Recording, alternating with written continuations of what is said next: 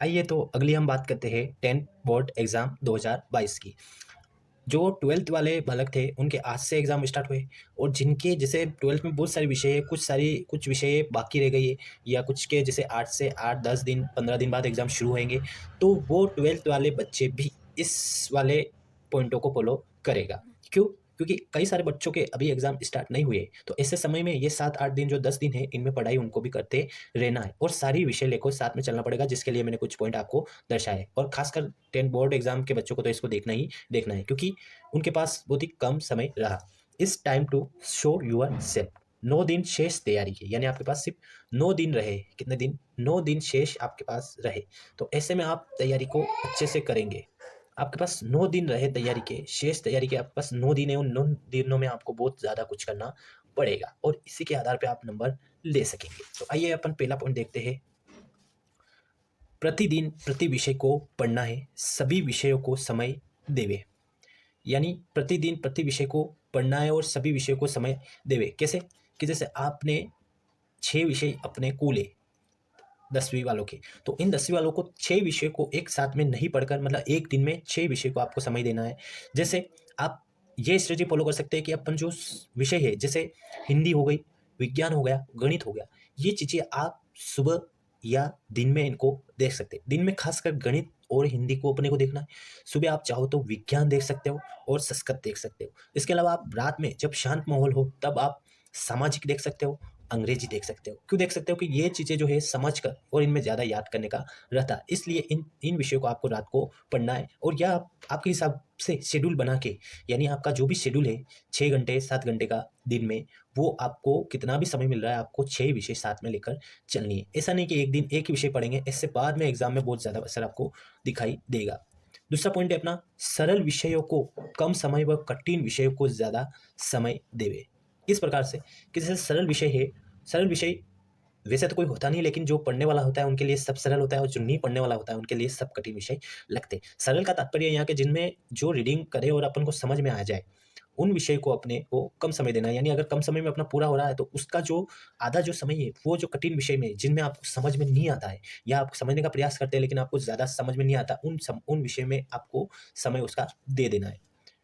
तीसरा पॉइंट, खास पॉइंट है कि पढ़ने का माहौल बिल्कुल शांत हो। इसका मतलब है कि जहाँ पर भी आप पढ़ते हो, भले आप अपने घर पर पढ़ो, अपने रूम में पढ़ो, किसी फ्रेंड के यहाँ पढ़ रहे हो, साथ में बैठ के पढ़ो, तो आपको ये फॉलो करना है कि वहाँ का आसपास का माहौल बिल्कुल शांत होना चाहिए। कारण अगर आपके आसपास माहौल शांत नहीं होगा तो आपका ध्यान बार बार आपका किताब में से निकल कर उस शोर शराबे की तरफ जाएगा और एक टाइम ऐसा भी आएगा जब आप बाहर उसको देखने तक भी चले जाओगे। तो इसके लिए आपको चाहिए कि पढ़ने का माहौल बिल्कुल शांत होना चाहिए। चौथा पॉइंट है कि डेस्क वर्क व मॉडल पेपर अच्छे से तैयार करें। डेस्क वर्क व मॉडल पेपर अच्छे से तैयार कैसे करें? कि जैसे अपने जो पास मॉडल्स पेपर है, यानी जो डेस्क वर्क के है या पुराने जो मॉडल पेपर रहे, उन मॉडल पेपर को अपने को अच्छे से तैयार कर लेना है। इसका कारण क्या रहेगा? इससे आपको अच्छे से तैयारी करने में आसानी रहेगा। जैसे ये कोई संस्कृत का मॉडल पेपर है तो आपको इसको पूरा ही देख लेना है। ये मॉडल पेपर जैसा है सेम ही आपको वहाँ पर भी दिखाई देगा। यानी इतने क्वेश्चन, लगभग 23 क्वेश्चन इसमें है, तो आपको भी लगभग 23 क्वेश्चन वहाँ पर दिखाई देंगे। ये कोई सा हिंदी का पेपर है और इसमें भी लगभग मॉडल पेपर के हिसाब से आपको पूरा पेपर करना है। ये देखिए दोस्तों, ये इसके अलावा ये गणित का है, मैथमेटिक्स का, आप इसमें भी देख सकते हो ये पूरा ही पेपर है और इसी प्रकार के पेपर भी आपको वहाँ पर दिखाई देंगे। यानी इसी प्रकार के आपको वहाँ पर पेपर दिखाई देंगे। ये सोशल साइंस का पेपर है जिसको आपको सारे क्वेश्चन, यानी आप पासिंग मार्क्स तो ला सकेंगे, लेकिन अगर आप अच्छे से क्वेश्चन कवर करने हैं या आपको नंबर अच्छे लाने हैं तो आपको इन सभी प्रश्नों को याद करने होंगे छोटे छोटे, और इन बड़े क्वेश्चनों को, इन जो ये बड़े क्वेश्चन है इनको आपको पॉइंट बनाकर एक एक प्रश्न के उत्तर आपको पूरे लिखने पड़ेंगे। विज्ञान का भी है ये।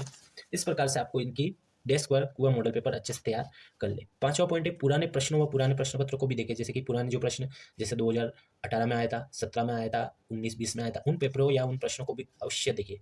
छोटे प्रश्नों को पूरा याद करें और बड़े प्रश्नों को पॉइंट बनाकर याद करें।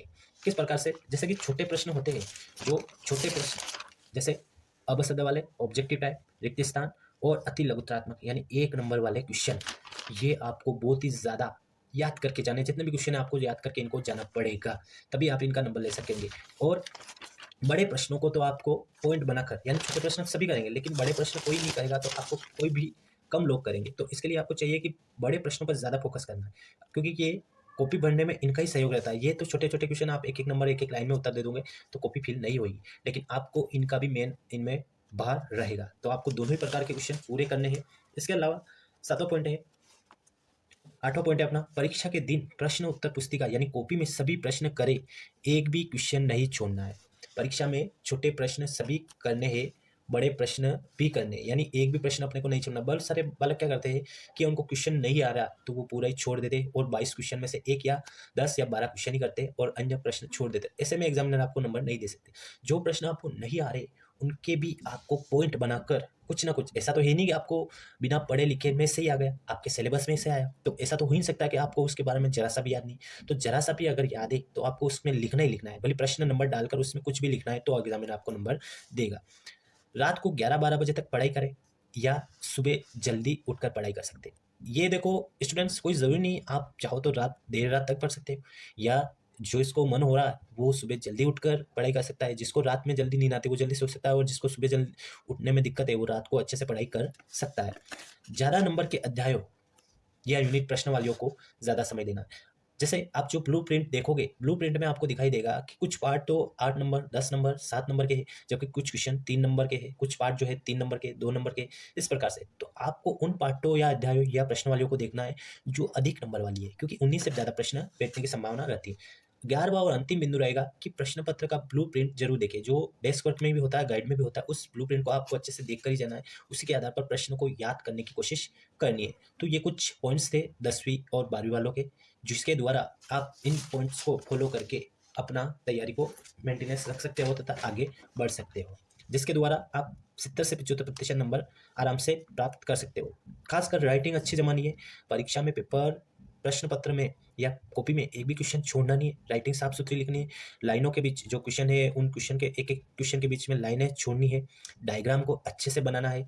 1 या 2 प्रकार के पेन साथ में ले जाने हैं। 2 या 3 प्रकार जो भी है अपने सामान वो सभी व्यवस्थित बॉक्स में भर के ले जाए।